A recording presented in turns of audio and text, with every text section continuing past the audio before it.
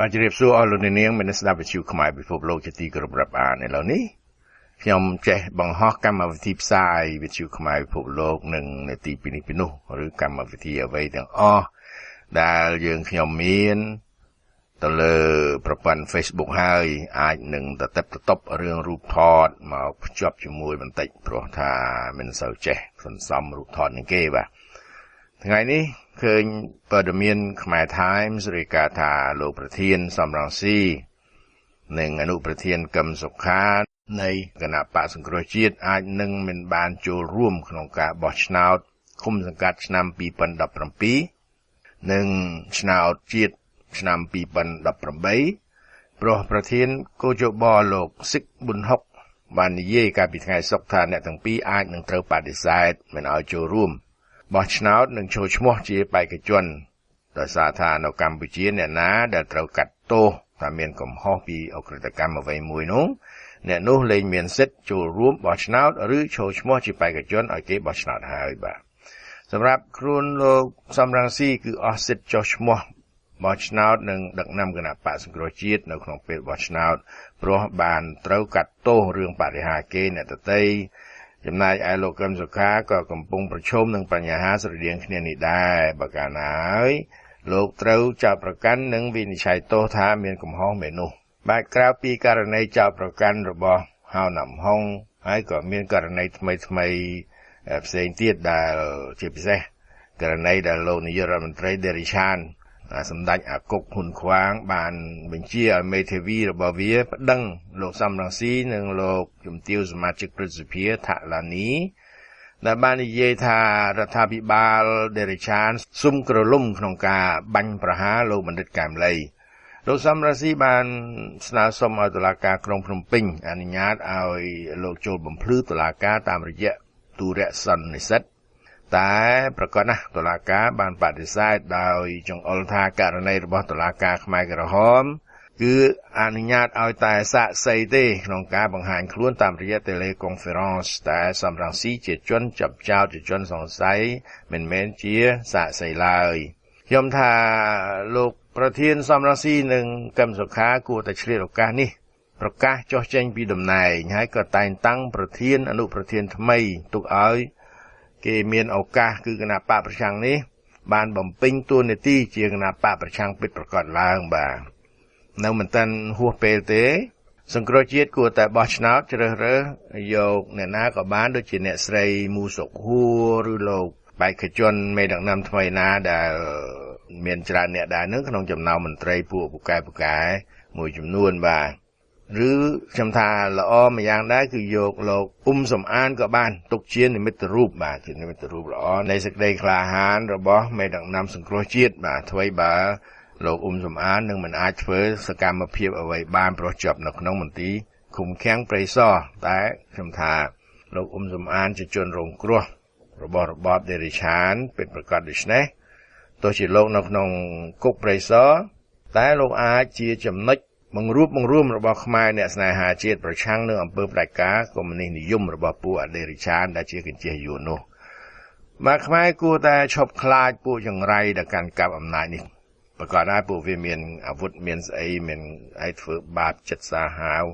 ក៏ប៉ុន្តែបើសិនជាយើងនៅតែខ្លាចមិនហ៊ានធ្វើអីសោះដូច្នេះគ្មានផ្លូវនឹងរំដោះខ្លួនរួចទេបាទពេលនេះច្បាស់ជាពិបាកនឹងប្រម៉ែប្រមូលក៏ហៅបាតុកោឲ្យមកជួបជុំគ្នាដើម្បីប្រឆាំងពួកផ្ដាច់ការដោយក្រោយការបោះឆ្នោតឆ្នាំ2013ទៀតហើយដោយសារថាពួកដេរីឆានក្នុងរបបដេរីឆានវាដឹងខ្លួនហើយក៏បានធ្វើការវាយបំបែកមិនឲ្យមានការជួបប្រជុំគ្នាបន្តិចបន្តួចឡើងទៅបាទដោយវាចោទថាអាចនឹងមានបដិវត្តប្រឆាំងរដ្ឋាភិបាលដែលត្រឹមត្រូវតាមច្បាប់របស់ពួកវាបាននិយាយតាមពិតហើយលោកសំរងស៊ីនិងកឹមសុខានេះឯងគឺជាអ្នកដែលបានលេងល្ខោនបោកប្រជាពលរដ្ឋខ្មែរយើងបាទខ្ញុំថាមិនចង់វាយប្រហារគ្នាយើងទេក៏ប៉ុន្តែការពិតវាអញ្ចឹងចាប់តាំងពីមានការទាមទារឲ្យធ្វើកិច្ចសន្ទនាបន្ទាប់ពីមានខ្មែរចេញមកតវ៉ាយ៉ាងទូលំទូលាយយ៉ាងមិនធ្លាប់មាននៅចុងខែសីហាឆ្នាំ2013ក្រោយការបោះឆ្នោត អាណត្តិទី5នឹងមកដោយមានការគម្រាមថានឹងធ្វើបាតុកម្មតវ៉ាធំបំផុតនៅថ្ងៃទី7កញ្ញាឆ្នាំ2013នោះក៏ប៉ុន្តែខាងសំរងស៊ីកម្មសុខាក៏បានប្រើបាតុកម្មសម្រាប់តថ្លៃជាមួយនឹងពួកអដេរិឆានខ្ញុំក៏ចេះយួនទៅវិញបាទគណៈដែលខ្មែរពីតាមខេត្តនានាជាច្រើនគឺពីគ្រប់ទិសទីនាំគ្នាធ្វើដំណើរអ្នកខ្លះលក់ជ្រូកលក់ទាលក់ឆ្កែលក់ឆ្មាដើម្បីធ្វើដំណើរមកកាន់ទីក្រុងភ្នំពេញដើម្បីចូលរួមបាតុកម្មផ្ដួលរំលំគណៈបកចង្រៃគឺពួកអាខ្វាងហ្នឹងដោយទាមទារឲ្យមានការរឹបសន្លឹកឆ្នោតជាថ្មីឡើងវិញទាមទារឲ្យមានការស៊ើបអង្កេតចំពោះភាពមិនប្រក្រតីក្នុងការបោះឆ្នោតទាមទារឲ្យមានការបោះឆ្នោតជាថ្មីឡើងវិញលក្ខណៈសំរងស៊ីនិងកឹមសុខាក៏បែរជាទៅតថ្លៃគ្នាជាមួយនឹងពួកអាចង្រៃនៅកាន់អំណាចនោះរហូតដល់លោកប្រធានបានបណ្ដេញបាតុករឲ្យត្រឡប់ទៅផ្ទះវិញបាទមែនទែនទៅក៏យល់ស្របដែរព្រោះថាមកដេកត្រាំភ្លៀងត្រាំអីហ្នឹងយូរថ្ងៃហើយទីលានប្រជាធិបតេយ្យហ្នឹងមានអ្នកស្រុកមកដេកធ្វើបាតុកម្មរកេតរកូតពេញនឹងដណ្ដើមភ្លៀងផ្គរស៊ីចុកបុកទំពាអាចនោមហ្នឹងក៏សែនពិបាកលោកយល់លេសហ្នឹងដើម្បីឲ្យអ្នកស្រុកត្រឡប់ទៅផ្ទះវិញយ៉ាងណាក៏ដោយរឿងអស់នេះវាคล้ายទៅជាប្រវត្តិសាស្ត្រទៅហើយបញ្ហាវានៅត្រង់បច្ចុប្បន្ននេះតើខ្មែរអាចធ្វើអ្វីបានមុននឹងជ្រុលពេលហួសពេលទៅហើយនោះថាហួសពេលគឺយួនពេញស្រុកបាទក្នុងពេលជាមួយគ្នាយើងក៏ដឹងផងដែរថារឿងនេះវាមិនចប់ងាយៗនោះទេនៅតែរើបំរាស់តទៅទៀតគឺថាវាកាន់តែពិបាកបាទជាពិសេសយើងមានមេដឹកនាំដែលមហាប្រជាភិថុតបំភ័យបន្លាចប្រជាពលរដ្ឋពីរឿងថាបើសិនជាពួកវាចាញ់ឆ្នោតនោះនឹងមានសង្គ្រាមនឹងមានសោកនាដកម្មកើតឡើងសូមជើញស្ដាប់អាខ្វាងវាសម្លុតអ្នកបោះឆ្នោតបាទដើម្បីឲ្យបោះឆ្នោតឲ្យគណៈបករបស់វាថាលោកក្រោយបោះឆ្នោតទៅទៀតតើទៅបោះចឹងបើមិនបោះនេះពិបាករត់ហើយមានគណៈបកប្រជាជនទៅមានសន្តិភាពនឹងការអភិវឌ្ឍគណៈបកដទៃមិនប្រកបជាក់ស្ដែងគ្រាន់តែធានាគារអេស៊ីលីដាមួយនៅភ្នំពេញរយៈពេលតែ3ថ្ងៃឬលោកចន្ទឌីគាត់សម្ភាររយៈពេលតែ3ថ្ងៃដកលុយ$175 លានសាំទិញស្តុកទាំងអស់អាហ្នឹងហើយបោះទៅហើយអាហ្នឹងមិនតាន់ចូលប្លន់ផងចាំតែពួកនឹងស្គាល់ដែរតើតែដឹងថាគណៈបព្វជិជនឈ្នះហើយទៅត្រៀមការស្ងប់អាហ្នឹងមើលច្បាស់កាយលោវាអត់ពីគណៈបព្វជិជនវាកលាប់ណាបោះដើម្បីសន្តិភាពឬបោះដើម្បីសង្គ្រាមរឿងវានៅកន្លែងហ្នឹងប្រធានបទធំណាស់មានប្រើយមិនខ្វះអត់ដល់ទីខ្ញុំចង់និយាយថាឲ្យតែមានសន្តិភាពគឺនៅមានឱកាសដើម្បីអភិវឌ្ឍប៉ុន្តែបើមានសង្គ្រាមហើយរត់លូនរួចហើយត្រូវមានងាប់តែចុះរឿងជាក់ស្ដែងកើតឡើងនៅឆ្នាំ1970ហើយតាព្រោះរំរាយចេះនោះដូប៉ុន្តែអាដូក្រោយការបោះឆ្នោតហើយណាអាហ្នឹងមិនមែនដូទេអាហ្នឹងព្រោះរំស្ដាប់ឲ្យច្បាស់មិននិយាយភាសាព្រោះរំលំទេនិយាយភាសាដូតែបើតែឯងនិយាយដូមុនបោះឆ្នោតអូខេសំដៅប៉ុន្តែអាដូក្រោយការបោះឆ្នោតដោយកម្លាំងមហាជនអាហ្នឹងបដិវត្តពួកហើយសូមកុំស្ទុះនឹងផ្លូវច្បាប់លោកនាងមានស្ដាប់យទីគោរពរាប់អានខ្ញុំសូមរំលឹកថានៅថ្ងៃទី25សីហាគឺ10ថ្ងៃទៀតនេះនឹងមានកិច្ចប្រជុំយុវជនអន្តរជាតិដើម្បីសិទ្ធិមនុស្សឆ្នាំ2016នៅឯទីស្នាក់ការកណ្ដាលរបស់អង្គការសហប្រជាជាតិនាបូរីញូវយ៉កលោកនាងដែលប្រាថ្នាទៅចូលរួមសូមអញ្ជើញតាក់ទងនឹងកញ្ញាស៊ីនធីវីជាទូតយុវជនរបស់អង្គការសហប្រជាជាតិប្រចាំអង្គការអេកូសុកបាទអេកូសុកគឺអង្គការជាក្រុមប្រឹក្សាសេដ្ឋកិច្ចនិងសង្គមរបស់អង្គការសហប្រជាជាតិក្រៅពីនេះស៊ីនធីវីក៏ជាប្រធានរបស់អង្គការ Safe Cambodia ផងដែរនាងនឹងជម្រាបអំពីសារៈសំខាន់របស់ជំនួបនេះហើយបើមានគ្នាច្រើននាងអាចនឹងធ្វើខ្លួនជា guide បាទជា chaperone នាំលោកអ្នកនាងចូលទៅក្នុងសាលប្រជុំបាទដើម្បីទៅស្ដាប់ការប្រជុំទៅចូលរួមសកម្មភាពរបស់យុវជននៅពេលនោះ បាទដូច្នេះបើលោកនាងប្រាថ្នាចង់ទៅចូលរួមយ៉ាងណាយ៉ាងណីនៅថ្ងៃទី25សីហានេះសូមអញ្ជើញទូរស័ព្ទតាក់ទងនឹង Sintevi លេខ347 815 59 77 ម្ដងទៀត347 815 59 77បាទសូមអញ្ជើញទៅលេងបរិយាញូវយ៉កក្នុងឱកាសនេះផងទៅសម្រាប់លោកអ្នកនាងដែលមិនសូវបានអញ្ជើញទៅណាទៅណីហើយដែលមិនធ្លាប់ឃើញញូវយ៉កនោះជីវិតមនុស្សយើងវាខ្លីណាស់បាទតែនៅពេលអាចធ្វើអ្វីបានក៏គួរតែប្រញាប់ធ្វើទៅប្រមូលបទពិសោធន៍ថ្មីកុំឲ្យយមបាលសួរបាទសួរឲ្យមិនដឹងឆ្លើយប្រាប់យ៉ាងណាហ្នឹងកុនណាស់បាទទាំងនេះព្រោះថាជួនកាលយមបាលក៏មានសំណួរប្លែកៗដូចជាគេសួរថាធ្លាប់ធ្វើបុណ្យអ្វីខ្លះធ្លាប់ជួយជាតិខ្លះទេបើជួយបែបណាហើយគេអាចសួរថាទីស្នាក់ការកណ្ដាលអង្គការសហប្រជាជាតិបែរមុខទៅទិសខាងណាបើយើងមិនដឹងប្រាប់គេមិនត្រូវអាចនឹង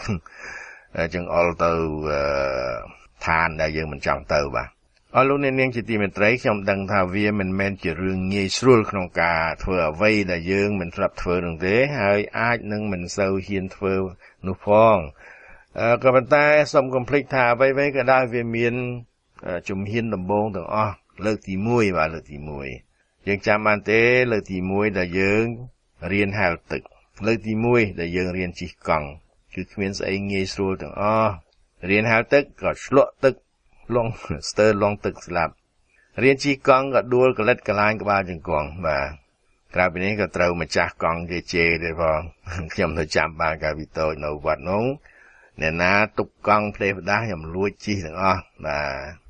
ជិះទៅដណ្ដើមនឹងចេះជិះហ្នឹងក៏ទៅបុកអញ្ចឹងបុកនេះដួលកង់គេខូចគេខឹងគេក៏ប៉ុន្តែខ្ញុំក៏នៅចាំបានថាមានអារម្មណ៍សប្បាយហើយរំភើបយ៉ាងខ្លាំងពេលដែលខ្ញុំចេះជិះកង់បានដោយមិនយកជើងទ្រជាអារម្មណ៍ដែលពិបាកនឹងពិពណ៌នាបាទហើយកាលពីថ្ងៃមុនខ្ញុំបានអំពាវនាវជំនួសកញ្ញាដារ៉ាវីនៅខេត្តបាត់ដំបងដែលនាងសូមឲ្យបងប្អូនខ្មែរនៅក្រៅប្រទេសជួយគាំទ្រគម្រោងរបស់នាងបោះពុម្ពអាវយឺតចែកឲ្យយុវជនដើម្បីជំរុញឲ្យខ្មែរនាំគ្នាទៅចុះឈ្មោះបោះឆ្នោតបាទអាវយឺតមួយដែលមានសរសេរពាក្យស្លោកផ្សេងដូចជាថាទៅបោះឆ្នោតមុននៅពេលដែលយើងអាចនៅបោះបានអីចឹងបាទក៏ស្អីខ្ញុំមិនដឹងខ្លះទេប្រយោជន៍ហើយតម្លៃតែ$2កន្លះប៉ុណ្ណោះទេលោកលឹមគ្រីស្ណាបានជួយនាងទៅហើយ$250បានអាវ100ក៏ប៉ុន្តែក៏ចាប់គាំងតែប៉ុណ្្នឹងអត់មានអ្នកណាជួយទៀតខ្ញុំក៏បានសន្យាថាជួយ$300ដែរបាន100ទៀតដែរអាវតែក៏មិនទាន់បានផ្ញើលុយទៅឲ្យសោះព្រោះវាមិនងាយបាទវាពិបាក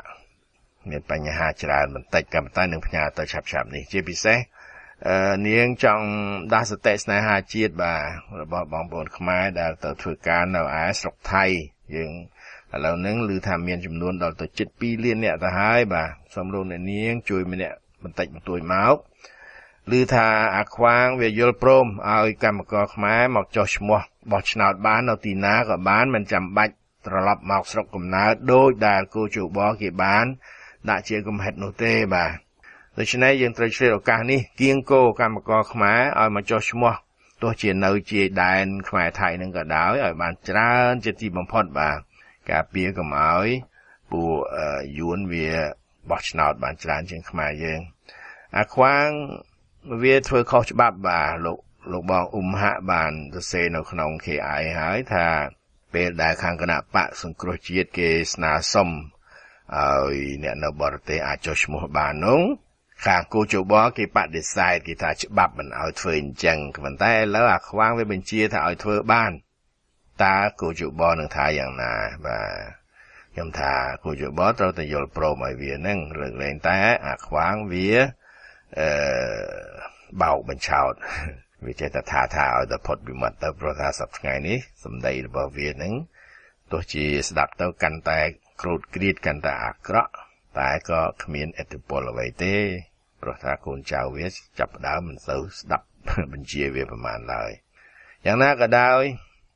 សូមលោកអ្នកនាងតាក់ទងបាទដែលប្រាថ្នាចង់ជួយក្នុងគម្រោងបោះពុម្ពអាវហើយចែកអាវឲ្យយុវជននឹងសូមតាក់ទងជាមួយនឹងកញ្ញាដារាវីតាមរយៈ Facebook បាទ DA ហើយ RAVY ដារាវីនៅក្នុងនឹងមានរូបក្មេង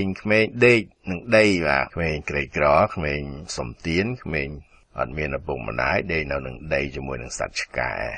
បាទលោកនាងអាចធ្វើអំណោយបានតាមនោះបាទសូមអរគុណលោកនាងមានស្ដាប់ជាទីគោរពរាប់អានថ្ងៃនេះខ្ញុំសូមអភ័យទោស